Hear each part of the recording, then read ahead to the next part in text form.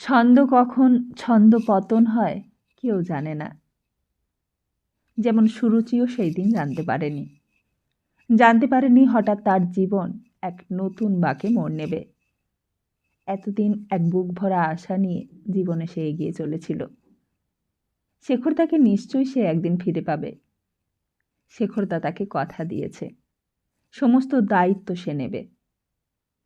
কিন্তু বিলাস চৌধুরীর প্রস্তাবে তার সমস্ত স্বপ্ন ভেঙে খান খান হয়ে গেল। এখন কি করবে সে? একদিকে বেঁচে থাকার জীবনযুদ্ধ, আরেকদিকে অসুস্থ বাবা। শেষকালে তাই বাধ্য হয়ে সবকিছু মেনে নিতে হলো। যেমনভাবে আর 5টি মেয়েকেও সমাজে থাকতে গেলে মেনে এবং মানিয়ে নিয়ে চলতে হয়। কিন্তু প্রশ্ন হলো, জীবন তো এক নতুন বাঁকে মোড় নিলই, কিন্তু মোড়ের মাথায় এ কী রকমের প্রবঞ্চনা। নমস্কার, আমরা শুনছি কথার জাদুঘর বিমল মিত্রের লেখা উপন্যাস ছাই। আজ শুনে নেব অন্তিম পর্বটি। তাহলে আসুন শুনে নিই অন্তিম পর্বে কি আছে।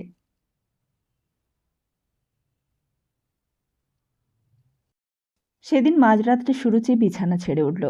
শরীর খারাপের অজুহাতে আজ রাত্রে সে কিছুই খায়নি। বিলাস চৌধুরীর সঙ্গে তারপর থেকে সারাদিন আর কথাও হয়নি।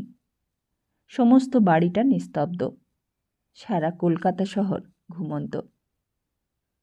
একবার মনে হলো সে পালিয়ে যাবে, খোকাকে নিয়ে সে এই বাড়ি ছেড়ে পালিয়ে যাবে। এতদিনে সে বুঝতে পেরেছে সে এখানে আশ্রয় পাওয়ার অর্থ কী। শেখরদার কাছে সে প্রতিশ্রুতিবদ্ধ, শেখরদা নিশ্চয়ই একদিন আসবে। টেবিলের কাছে গিয়ে ল্যাম্পটা জ্বাললে, কিন্তু কি যে করা উচিত তার কে বলে দেবে।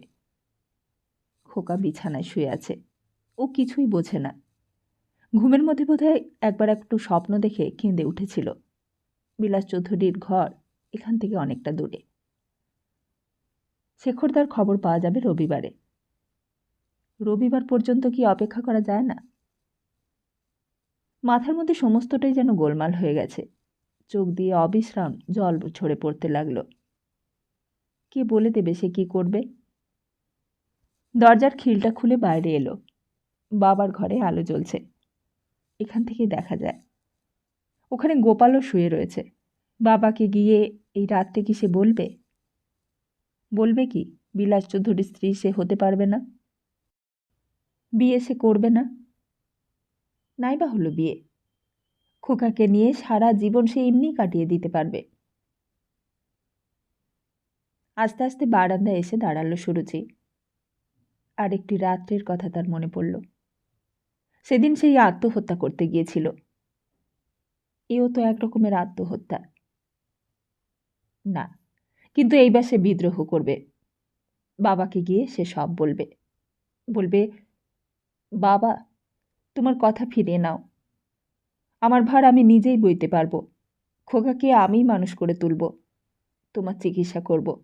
আমি কারুর সাহায্য চাইনি কারুর দয়া। বারান্দা পার হয়ে সুরুচি সদানন্দবাবুর ঘরের সামনে গিয়ে দাঁড়ালো। ঘরের বাইরে গোপাল অঘরে ঘুমোচ্ছে মেঝের ওপর। গোপালকে না জাগিয়ে সুরুচি অত্যন্ত সন্তর্পণে ঘরের দরজা খুলল। অল্প অল্প আলো জ্বলছে পাশের ঘরে। সদানন্দবাবুর দিকে চেয়ে হতবাক হয়ে গেল সুরুচি। সামনে টেবিলের ওপর জলের শিশিটার দিকে হাত বাড়িয়ে উপর হয়ে আছেন। অর্ধেকটা শরীর মেঝের ওপর ঝুলে পড়েছে। আর দেখতে পারলেন না সুরুচি। একবার উচ্চ আর্তনাদ করে ছুটে গেল সেই দিকে, কিন্তু পাথরের মতো ঠান্ডা স্পর্শে তার শরীর হিম হয়ে এলো। মনে হলো সে মূর্ছা যাবে, আর তারপর সেখানেই বসে পড়ল। তার জ্ঞান নেই। অনেকক্ষণ পর কার স্পর্শে যেন সুরুচি চোখ চাইলে। প্রথমে কিছুই বুঝতে পারলে না। কে যেন তার মাথায় কপালে বরফের মতো ঠান্ডা জল ছিটিয়ে দিয়েছে। ঘরে যেন অনেক লোক। বাবা তখনও সেইভাবে পড়ে আছেন। চোখ তুলে মাথার উপর দেখলে বিলাস চৌধুরী। বিলাস চৌধুরী তার মুখের ওপর সস্নেহ দৃষ্টিতে চেয়ে আছেন। ক্লান্তিতে আবার সুরজের চোখ দুটো বুজে এলো। চেতলায় কাউকেই নিমন্ত্রণ করা হয়নি। সুরুচি জাতে উঠল বলেই যে নিমন্ত্রণ করা হয়নি, ঠিক তা নয়। বিলাস চৌধুরী জাত মানেন না বলেই নিমন্ত্রণ করা হয়নি। আর শুধু দত্তমশাই একলাই এসেছিলেন, সেই অত দূরে চেতলা থেকে। ব্যাপার দেখে তিনি হতবাক হয়ে গেছেন। উৎসবের ঐশ্বর্যে আড়ম্বরের আয়োজন আর ঘটা দেখে লজ্জিতও হলেন। একদিন সামান্য 25 টাকা বাড়ি ভাড়ার জন্য তাগাদা দিয়েছেন বলে আজ এই মুহূর্তে তার বড় কুণ্ঠা হলো। দুটোর উপর টাকা দিয়ে দত্তমশাই সুরুচিকে আশীর্বাদ করলেন। দুহাত যুক্ত করে প্রণাম করলে সুরুচি, বললে, মাঝে মাঝে দেখা করতে আসবেন দত্তমশাই। দত্তমশাই জিভ কাটলেন, বললেন, সে কি কথা, আমি কি শুধু ভাড়ার তাগাদা করতেই আসতাম নাকি? মাস্টারমশাইকে আমি যে কি চোখে দেখতাম। মাস্টারমশাইয়ের স্মৃতি হঠাৎ যেন দত্তমশাইকে শোকার্ত করে তুলেছে। এইভাবে তিনি মুখ ঘুরিয়ে নিলেন। সেই উৎসব মুখর পরিবেষ্টনীতে হঠাৎ আবার যেন নতুন করে বাবার কথা মনে পড়ল সুরুচির। এমন করে এত শীঘ্র যে চলে যাবেন তা ভাবা যায়নি। শেষকালে কোনো কথাও বলে যেতে পারেননি। বাবা তাকে মানুষ করতে চেয়েছিলেন।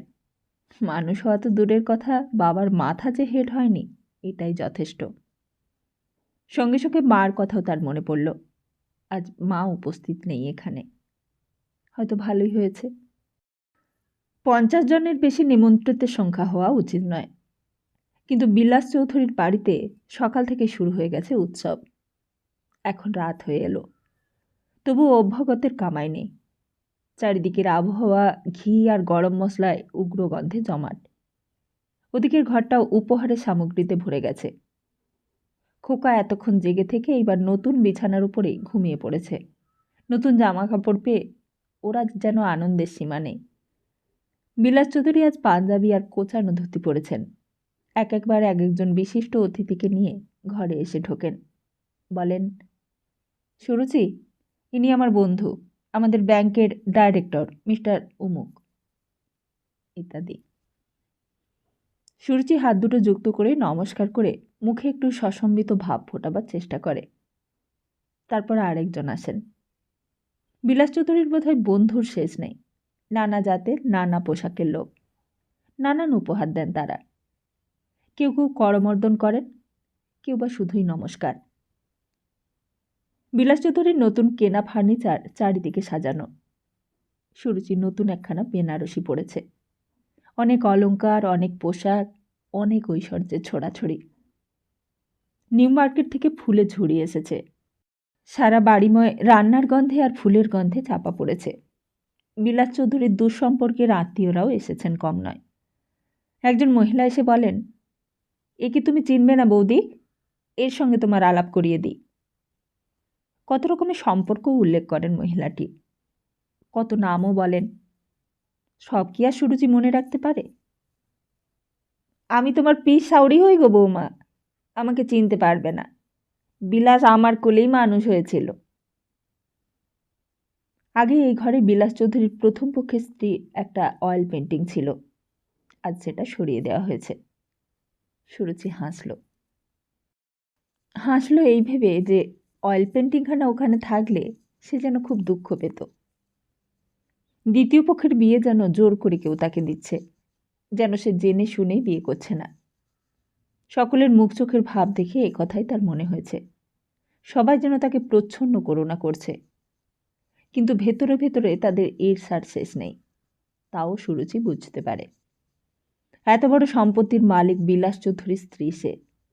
সুরুচি নিজের সন্তানই সমস্ত ভোগ করবে, ভাগিদার হবার দুর্ভোগ তাকে বইতে হবে না। আর এটাই হলো তাদের ঈর্ষার কারণ। অথচ কেউই আসল তথ্যটুকু জানে না। কতখানি নিরর্থক এই বিয়ে সুরুচির কাছে, এই কথা সুরুচি নিজে ছাড়া আর কারই বা জানবার কথা।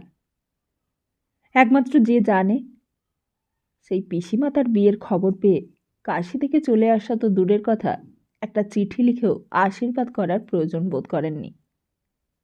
সুরুচির কাছে কত অসার তার এই বিয়ে, এই উৎসব, এই ঐশ্বর্য, এই বেনারসি শাড়ি গয়না, আর সকলের ওপর এই সিঁথির সিঁদুর। বাহ, বেশ বউ হয়েছে। অনেক তপস্যা করলে বিলাসের মতন অমন স্বামী পাওয়া যায়। কে একজন চুপি চুপি বললে, মিস্টার চৌধুরীর স্ত্রী ভাগ্যটা বরাবরই ভালো। আজ রাত্রে সুরুচি বিয়ের কোণে। আজ সমস্ত কিছু চুপ করে শুনে যাবারই পালা। আজ তর্ক করতে নেই, প্রতিবাদ করতে নেই, আর তাছাড়া সে তর্ক কোনোদিনই করবে না। বিয়ে তার প্রয়োজন, কারণ সে ক্লান্ত। একা সে খোকাকে কেমন করেই বা মানুষ করবে? কোথায় তার এত সামর্থ্য? সে মানুষ হবে, আরও 10 জনের মতো সে ওপরে মাথা তুলে দাঁড়াবে। তার যাত্রাপথে কোনো বাধা সুরুচি রাখবে না। নিজেকে না হয় সে আহুতি দিল, কিন্তু খোকা, তার খোকা মানুষ হয়ে তার মুখ উজ্জ্বল করবে। অনেক রাত্রে সমস্ত নিস্তব্ধ হয়ে এলো। সুরুচি যা ভেবেছিল তাই। বিলাস চৌধুরী একলা ঘরে ঢুকলেন। সারা দিনের পরিশ্রমে বড়ই শ্রান্ত। ঘরে ঢুকে নিজের মনেই যেন বললেন, উফ, এতক্ষণে সব মিটল। সুরুচির দিক থেকে কোনো উত্তর না পেয়ে বিলাস চৌধুরী বিছানায় বসতে যাচ্ছিলেন, কিন্তু বিছানার এক কোণে খোকাকে শুয়ে থাকতে দেখে বললেন, খোকা খেয়েছে তো? সুরুচি বললে, হ্যাঁ, গোপাল ওকে খাইয়ে এনেছে। সুরুচি একবার হাসল। যেন খোকা অভুক্ত থাকলে বিলাস চৌধুরী স্বস্তি পেতেন না। যেন খোকা খেলে কি না খেলে সেই খবর রাখা বিলাস চৌধুরী নিজের কর্তব্য বলে মনে করেছেন। বিলাস চৌধুরী খানিক থেমে বললেন, ওকে বিছানা পেতে শোয়ানো হয়নি কেন? গোপালকে ডাকবো? সুরুচি এগিয়ে গেল, বললে, না না, গোপালকে ডাকতে হবে না, আমি শোয়াচ্ছি। বিলাস চৌধুরী আপত্তি করতে যাচ্ছিলেন, কিন্তু সুরুচি তার আগেই খোকাকে কোলে নিয়ে পাশের ঘরে চলে গেল। সে ঘরে অনেক উপহার সামগ্রীর ভিড়। খোকা বরাবরই সুরুচির পাশে শুয়ে এসেছে। আজ প্রথম সে একলা আলাদা ঘরে শোবে। বিলাস চৌধুরী একলাই বসেছিলেন। অনেকক্ষণ হয়ে গেল, সুরুচির দেখা নেই। বিছানা থেকে উঠে পাশের ঘরে গিয়ে অবাক হয়ে দেখলেন বিছানার উপর খোকার পাশে সুরুচিও ঘুমিয়ে পড়েছে। বিলাস চৌধুরীর কেমন যেন সন্দেহ হলো। শরীর খারাপ হলো নাকি? কপালে হাত দিতেই সুরুচি চোখ তুলে চাইলে। একটু লজ্জিত হয়ে সুরুচি বালিশের উপর মুখ ঢেকে বললে, ভয়ানক মাথা ধরেছে আমার। মাথা ধরেছে? বিলাস চৌধুরীর ভাবনা হলো, মাথা ধরার ওষুধ অবশ্য ঘরেই আছে। সারাদিনের পরিশ্রমের পর মাথা ধরাটা বিচিত্র নয়। ডাক্তার সেনকে এখন ডাকলে হয়, সন্ধ্যের আগে এসে উৎসবে যোগ দিয়ে গেছেন। কিন্তু এমন দিনে সুরুচির অসুখ হওয়াটাই কি উচিত ছিল? হঠাৎ সুরুচির যে কি হলো, সমস্ত ক্লান্তি ঝেড়ে ফেলে উঠে দাঁড়ালো সুরুচি। এক নিমেষে যেন সুস্থ হয়ে পড়ল। বিলাস চৌধুরীর মুখের দিকে চেয়ে একটু হেসে মাথা নিচু করে বললে, এখন আমি বেশ সুস্থ বোধ করছি। আজকের দিনে শরীর খারাপ হতে নেই। কথাটা বলে সুরুচি চোখের জল আড়াল করে নিলে। বিলাস চৌধুরী হয়তো এই চোখের জলের ভুল অর্থ করবে। সত্যি তো, সুরুচির তো তার উপর কৃতজ্ঞ থাকা উচিত। সুরুচির পায়ের তলায় মাটির আশ্রয় যে দিয়েছে তার প্রতি অকৃতজ্ঞতা প্রকাশ পায় এমন ব্যবহার করতে নেই। এই সেই দিন দ্বিতীয় মহাযুদ্ধ শেষ হয়ে গেল। এখন প্রবাসী সৈনিকেরা বার্মা, ইন্দোনেশিয়া, ইন্দোচীন, ইরান, ইরাক, টোকিও থেকে ফিরে এসে দেখলে যুদ্ধে তারা জাপানিদের আর জার্মানিদের হারিয়েছে বটে, কিন্তু নিজের ঘরেই তারা হেরে বসে আছে। এখানে অ্যাটম বোমা কেউ ফেলেনি, তবু লক্ষ লক্ষ লোক মরে ভূত হয়ে গেছে। মিলিটারি লরির চাকার তলায় হাজার হাজার লোক প্রাণ দিয়েছে। দেশে ফিরে এসে তারা আরেকটা নতুন শব্দ শুনল, জয় হিন্দ। যাদের তারা যুদ্ধে জিতিয়ে দিলে তারা এখানে সত্যি কথা বললে এখনো বন্দুক উঁচিয়ে ধরে। কিন্তু যুদ্ধোত্তর যুগে মৃত্যু বুঝি বড় সুলভ হয়ে গেছে। একটা ছোট ছেলেকে চাপা দেওয়ার অপরাধে সারা দিন ধরে 50খানা মিলিটারি লরিতে দাও দাও করে আগুন জ্বলে উঠল। এরা সাদা চামড়ার সৈনিককে ধরে জয় হিন্দ বলিয়ে ছাড়ে। তার চেয়ে যুদ্ধ যেন ভালো ছিল। কিন্তু এখন পেট ভরে কেউ খেতে পায় না। কারাপ্রাচীরের বাইরে এসে মহাত্মা গান্ধী দাঁড়ালেন। তিনি আনলেন শান্তি আর শৃঙ্খলার বাণী। যারা এতদিন জেলের ভেতর পড়া ছিল তারাও বেরোলো। তবুও শহরের চারিদিকে কেবল হরতাল চলছে। বিলাস চৌধুরী অফিসে সেদিন যাওয়া হলো না। বাস, ট্রাম, গাড়ি সমস্ত কিছু বন্ধ। গাড়ি রাস্তায় বার করাও বিপজ্জনক। জামাকাপড় পরে তৈরি হয়েও বেরোনো হলো না। সামনের বাগানের মধ্যে খানিকটা দাঁড়িয়ে ভেতরেই আসছিলেন। পেছন থেকে দারোয়ান একটা চিঠি দিয়ে গেল হাতে। খামের চিঠিটা হাতে নিয়ে সিঁড়ি দিয়ে উপরে উঠলেন। সুরুচি বাড়ির পশ্চিম অংশে তার সংসার পেতেছে। বিলাস চৌধুরী দক্ষিণ দিকের অফিস ঘরে বসে টেলিফোনটা তুলে নিলেন। নতুন করে বিয়ে করেছেন বিলাস চৌধুরী, আজ কয়েক মাস হয়ে গেল। সুরুচি এখন আর অফিসে যায় না। অফিসে যারা কাজ করে তারা হয়তো তেমন মনোযোগ দেয় না। অফিসের কাজে আজকাল অনেক ফাঁকি ধরা পড়ছে। নিজেকে এখন বেশি পরিশ্রম করতে হয় অফিসের জন্য। একটা সুবিধে মতো লোকের দরকার। সুরুচির অফিসে যাওয়াটা ভালো দেখায় না। আর তাছাড়াও সংসার তো এতদিন চাকর বাকরদের ওপরে ছেড়ে দেওয়া ছিল, সেখানেও চুরি কম ছিল না। সুরুচি এখন নিজে রাঁধে কিংবা রান্নার তদারক করে। সুরুচি রান্নাঘরের দিকে নজর দেবার পর থেকেই খেয়ে যেন আজকাল তৃপ্তি পাচ্ছেন বিলাস চৌধুরী। এই ঘরে বসে শুনতে পাওয়া যায় অন্দরমহলের ঘর থেকে রেডিওর গানের সুর আসছে। সুরুচি বোধহয় জানেও না যে বিলাস চৌধুরীর আজ অফিসে যাওয়া হয়নি। একদিন সুরুচিকে গান গাইতে শুনেছেন বিলাস চৌধুরী। তার সামনে কোনোদিন গায় না, কিন্তু চমৎকার গলা সুরুচির। এক সময় মনে হয় হয়তো এতদিন পর বিয়ে করা তার উচিত হয়নি। আয়নার সামনে দাড়ি কামাবার সময় মুখে সাবান মাখতে মাখতে কপালের রেখাগুলোর দিকে নজর পড়ে। ঘাড়ের কাছে মাথায় একটা সাদা চুলো চোখে পড়েছে। একদিন বিলাস চৌধুরী দেখেছেন গরদের শাড়ি পরে গলায় আঁচল দিয়ে সুরুচি সূর্য প্রণাম করছে। কাকে দিয়ে একটা তুলসী গাছ নিয়ে এসে টবে পুঁতেছে। একটা ঘরকে ঠাকুর ঘরে পরিণত করেছে। সেখানে জুতো পরে কারোর প্রবেশ করবার অধিকার নেই। তবু বাইরে থেকে বিলাস চৌধুরী দেখেছেন ভেতরের দেওয়ালে অসংখ্য দেবদেবীর ছবি ফ্রেম বাঁধিয়ে টানিয়ে রয়েছে।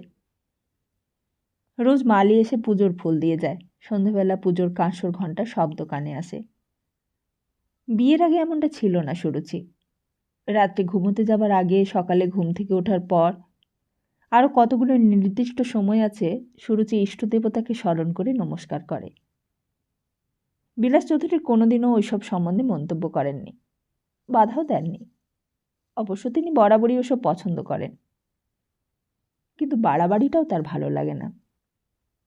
তবে সুরুচি যে বাড়াবাড়ি করছে তা নয়, ওটুকু ভালোই লাগে। তিনি লক্ষ্য করেছেন সুরুচি যত্ন করে আয়নার সামনে দাঁড়িয়ে সাজে, চুল বাঁধে, রান্নার তদারক করে। বাজার আনার পর চাকরের কাছে হিসেব করে বাকি পয়সাও ফেরত নেয়। খোকাকে সাজিয়ে গুছিয়ে জামাকাপড় পরিয়ে চাকরকে সঙ্গে দিয়ে পার্কে বেড়াতে পাঠায়। পাশে বসিয়ে খাওয়ার তদবির করে। জানালা দিয়ে বাইরের দিকে চেয়ে দেখলেন বিলাস চৌধুরী। ওই অনন্ত আকাশের মতো মনে হলো সুরুচিকে। কল্পনাই করা যায় না যেন ওই সুরুচি একদিন বাসে চড়ে অফিসে গিয়ে চিঠি টাইপ করেছে।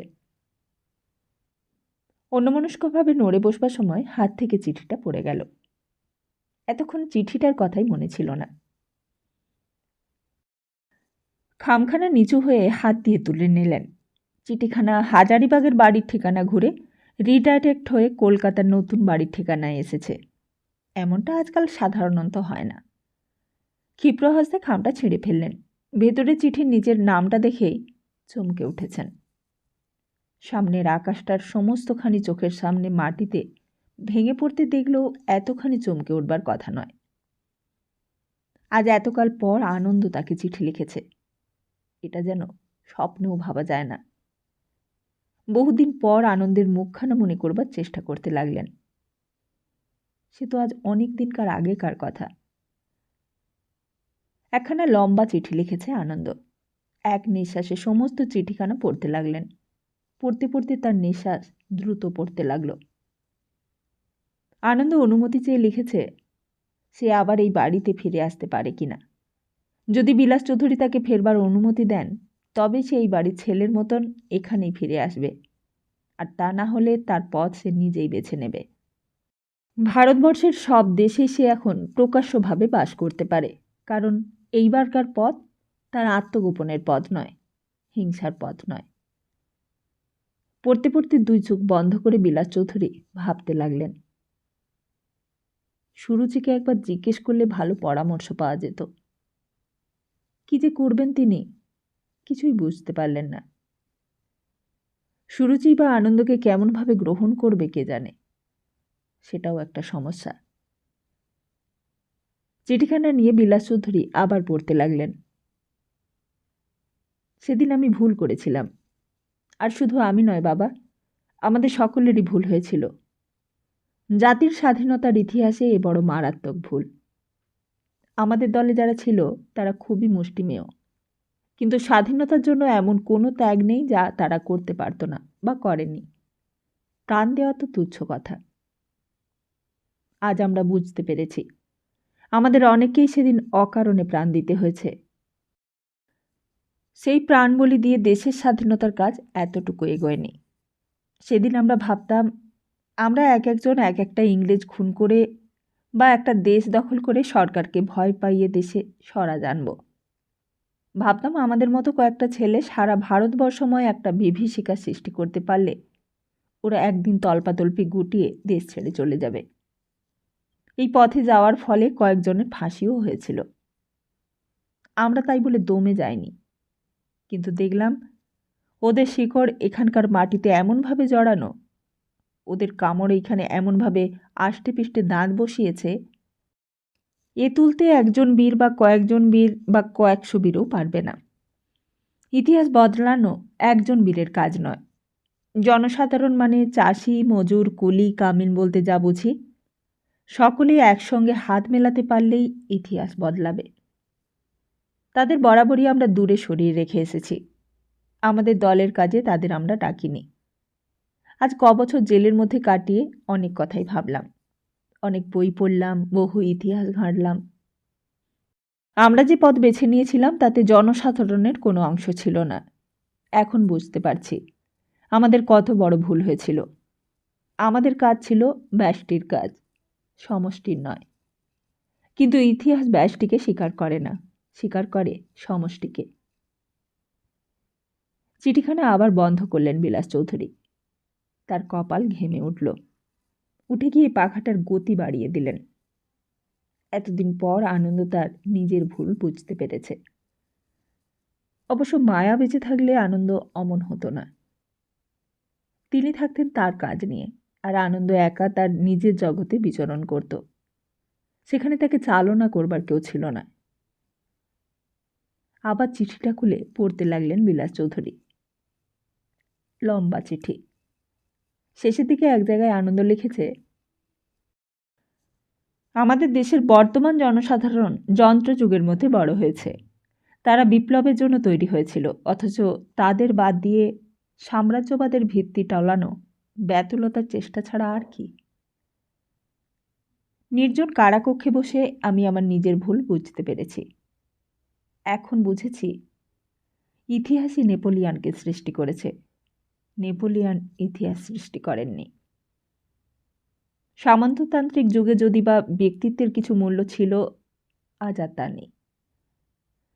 আজ সবাইকে নিয়ে কাজ করতে হবে। গ্রাম, শহর, মুটে, মজুর, কেরানি সবাইকেই চাই। আমাদের পরিকল্পনায় তাই ৭.৫ লক্ষ গ্রামের সংস্কারের কথাই মুখ্য। বিকেন্দ্রীকরণ করতে হবে আমাদের বর্তমান সভ্যতাকে। গ্রাম থেকে আমাদের সংস্কৃতির উৎপত্তি হয়েছে, আর সেই গ্রাম বাঁচলেই আমাদের দেশ বাঁচবে।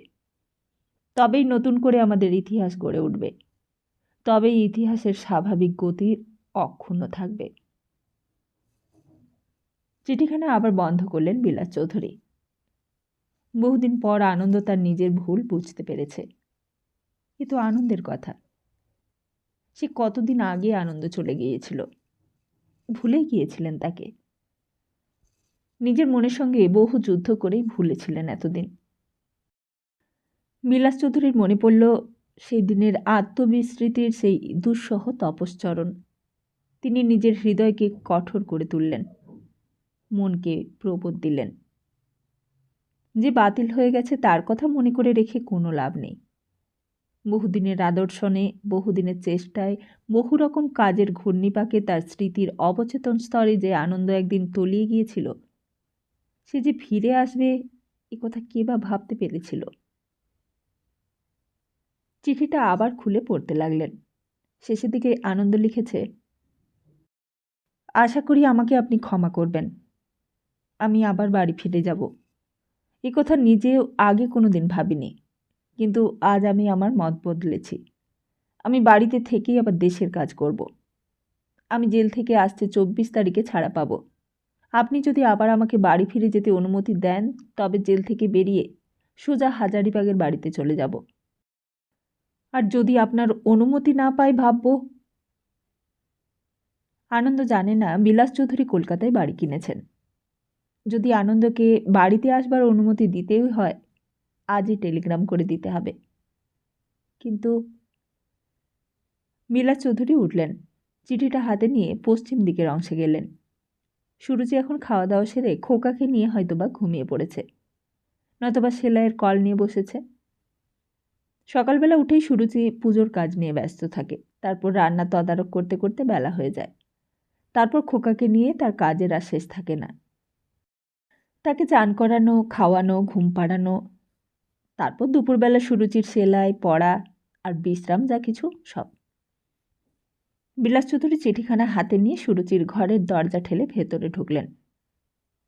গাড়ি আসবে হাওড়া স্টেশনে বিকেল 5টায়। তবু খুব সকাল থেকেই সুরুচির কাজের আর অন্ত নেই। বহুদিন পর ছেলে আসছে। জেল থেকে বেরিয়ে সোজা আসছে এই বাড়িতেই। সুরুচির তো আনন্দ হওয়ারই কথা। বিলাস চৌধুরী প্রথমটা যেন সসংকোচে তার কাছে কথাটা পেরেছিলেন। তিনি ভেবেছিলেন সুরুচি আপত্তি করবে। হাসি এসেছিল সুরুচির। যেন আপত্তি করবারই অধিকার আছে তার। ঘরগুলো পরিষ্কার করিয়ে বিছানার চাদর, বালিশের ওয়ার সব আজ বদলাতে হয়েছে। বিলাস চৌধুরীকে কদিন থেকে যেন বেশ খুশি দেখাচ্ছিল। বাগানটা তিনি নিজে দাঁড়িয়েই পরিষ্কার করিয়েছেন।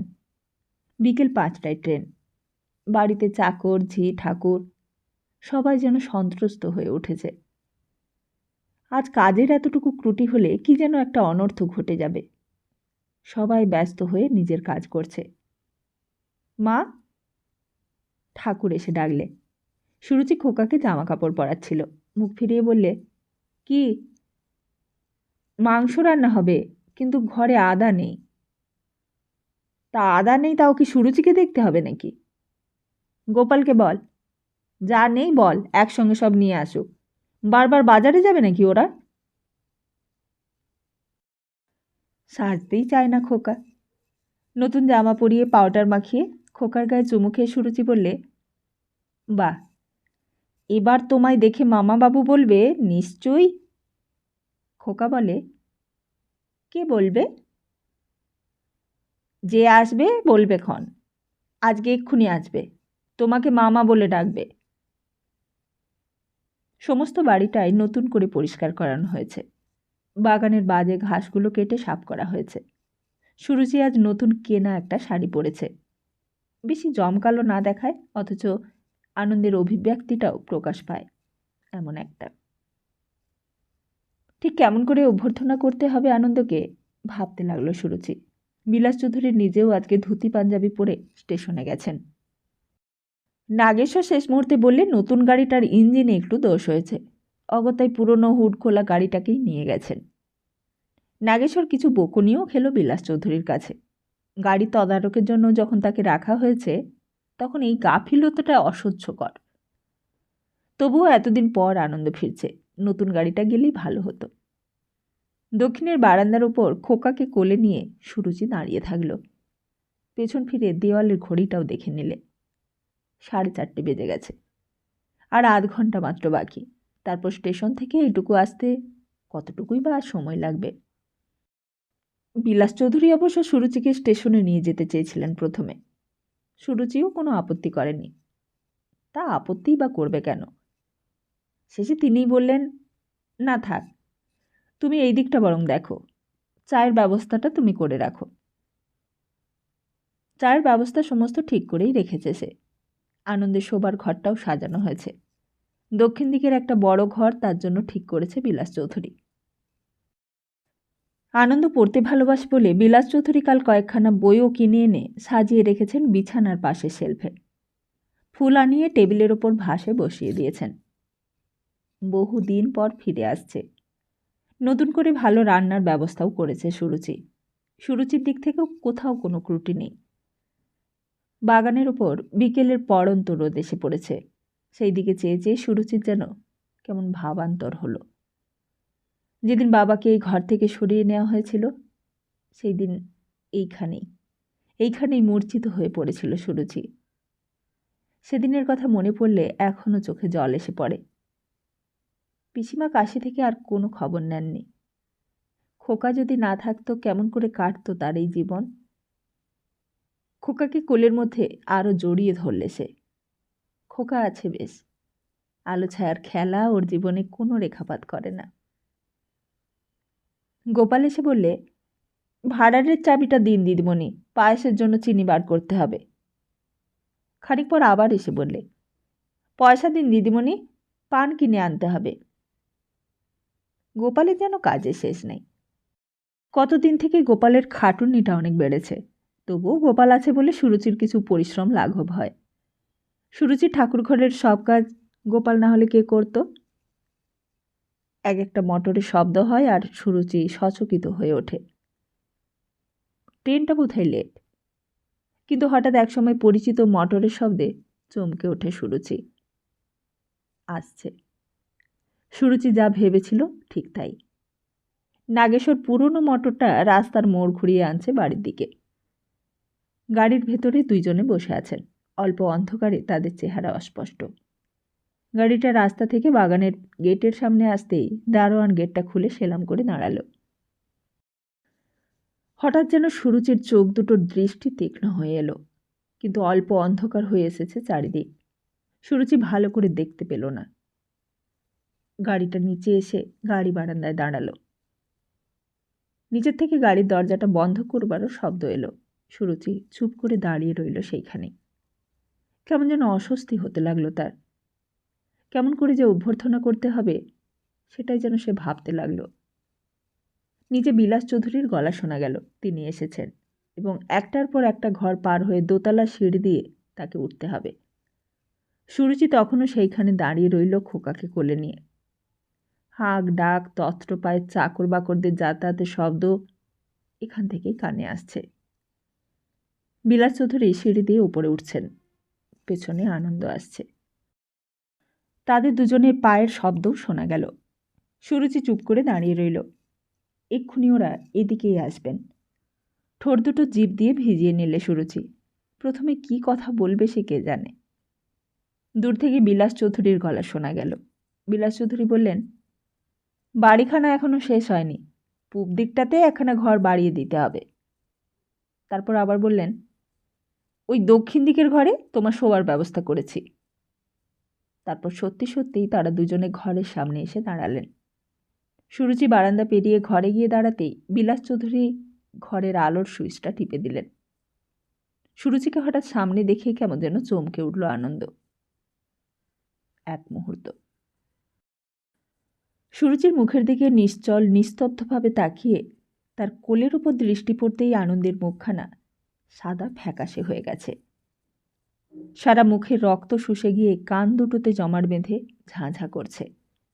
আর সঙ্গে সঙ্গে সুরুচির হৃৎপিণ্ডটাও যেন ভারী একখানা পাথরের ওপর পিষে থেঁতলে নির্জীব অসাড় হয়ে এলো। সুরুচির মনে হলো সে যেন সামনে ভূত দেখছে।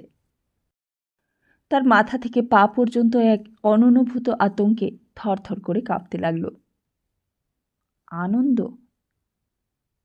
জীবনের এক সংকটময় মুহূর্তে শেখরদার সঙ্গে সাক্ষাতের জন্য ছুটোছুটি করে বেরিয়েছিল সুরুচি। কিন্তু আজ এইখানে এইভাবে এমন মর্মান্তিকভাবে মিলবে তা বা কে জানত। বিলাস চৌধুরী কী বললেন কিছুই কানে গেল না সুরুচির। শুধু শেখরদার চোখের ওপর কঠিন পাথরের চোখ দিয়ে স্থির নিশ্চল হয়ে দাঁড়িয়ে রইল সে। খোকাকে আরও জোরে আরও কঠিনভাবে চেপে ধরল। সে যেন তার উপর নির্ভর করতে চায়। বাইরের আলো বাতাস সমস্ত যেন রুদ্ধ হয়ে আসছে, আর সে যেন আত্মহত্যার পণ করে সেখানে দাঁড়িয়ে উত্তাল অন্তিম মুহূর্তগুলোর সামনে মাথা পেতে দিচ্ছে। জীবনও নয়, মৃত্যুও নয়। জীবন মৃত্যুর ঊর্ধ্বে এক অস্বাভাবিক অসহনীয় অনুভূতি তার সর্বাঙ্গ গ্রাস করেছে। সকালবেলাতেই বিলাস চৌধুরী ডাকাডাকি শুরু করেছেন। আনন্দ কোথায়? কোথায় গেল আনন্দ? দেখেছিস আনন্দকে? চাকর বাকর দারোয়ান কেউ কোনো উত্তরই দিতে পারলে না। সুরুচি নিজের ঘরের মেঝের ওপর বসে চুপ করে সব শুনতে লাগলো। সে জানে।